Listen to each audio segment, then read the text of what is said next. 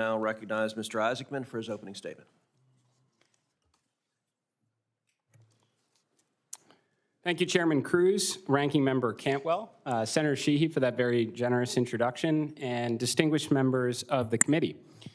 I'm honored and grateful to be here before you again as President Donald Trump's nominee to lead the National Aeronautics and Space Administration. To begin, I'd like to acknowledge my family. So my parents, Sandy and Don Isaacman, behind me, my wife, Monica, my two wonderful daughters, Mila and Liv. So over the years, I've found many ways to challenge their patience, and politics is certainly no exception. We are also joined today by 7 astronauts, some of my closest friends and crewmates, together with NASA astronauts that have come to this hearing in support. Thank you very much. I also want to acknowledge and appreciate that Senator Britt from the state of Alabama is here today, so not only home to Marshall Space Flight Center, but also to Space Camp, which is where my journey began. As mentioned before, I have lived the American dream. I've been fortunate to have an amazing business and aeronautics career, to have led 2 notable missions to space, to help charitable causes that matter deeply to my family. And now I'm beyond thankful for a chance to repay my debt to this nation by serving alongside the brilliant minds at the world's most accomplished space agency. The last time I sat before you, I introduced myself, my qualifications, and the challenges and opportunities ahead. This time, I'm here with a message of urgency.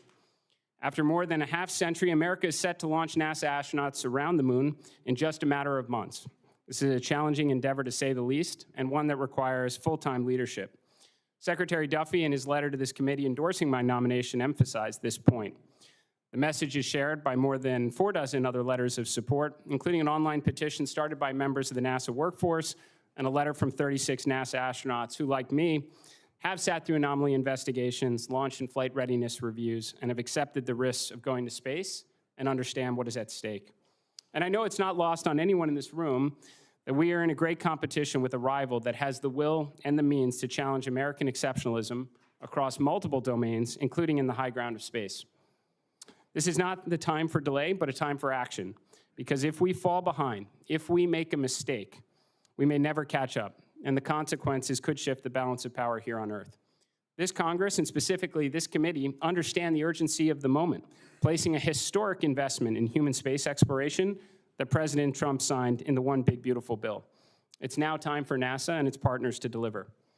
To that end, I want to assure you, senators, I'm not here for personal gain, to favor or enrich contractors, to close centers, or disrupt programs that are essential to completing America's objectives in space. If confirmed, I'm here to bring urgency and an extreme focus to the mission, to do all I can working with the best and brightest at NASA to lead humanity's efforts to unlock the secrets of the universe and ensure American leadership across the last great frontier. In concert with that grand endeavor, we will ensure the following: the success of the Artemis program that President Trump began during his first term. America will return to the moon before our great rival, and we will establish an enduring presence to understand and realize the scientific, economic, and national security value on the lunar surface. Along the way, we will pioneer the next giant leap in capabilities to extend America's reach even further into space, including expanding and accelerating investments into nuclear propulsion, both nuclear electric and nuclear thermal, and surface power programs. These efforts, in addition to industry partners building reusable launch vehicles, will set the stage for future missions to Mars and beyond. We will never accept a gap in capabilities again, not with our space station presence in low Earth orbit or our ability to send American astronauts to the moon. We will strive to build an orbital and lunar economy that can fund the future we all want to see in space someday and not rely exclusively on the taxpayer. We will begin making the investments now for the inevitable spacefaring future that is just on the horizon. We will make the most efficient use of every dollar allocated, pushing for more X-planes, more rovers and telescopes, more exciting missions like Hubble, James Webb, and Dragonfly, with the aim of enlightening the world through breakthrough scientific discoveries, knowing that if NASA doesn't do it, no one else will. Some of the most talented people in America show up to work at NASA, alongside a reinvigorated culture and an intense focus on achieving the near impossible, what no other organization is capable of or even dares to accomplish. We will achieve these objectives. And when, not if, we get the job done, it will be because of the professionals at NASA, our international and our commercial partners, this committee in Congress, and President Trump's administration that will have succeeded in ushering in a new golden age of science and discovery.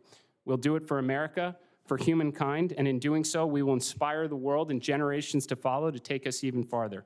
We are just getting started on the greatest adventure in human history, and with urgency and purpose and extreme focus on the mission, NASA will lead the way. Thank you.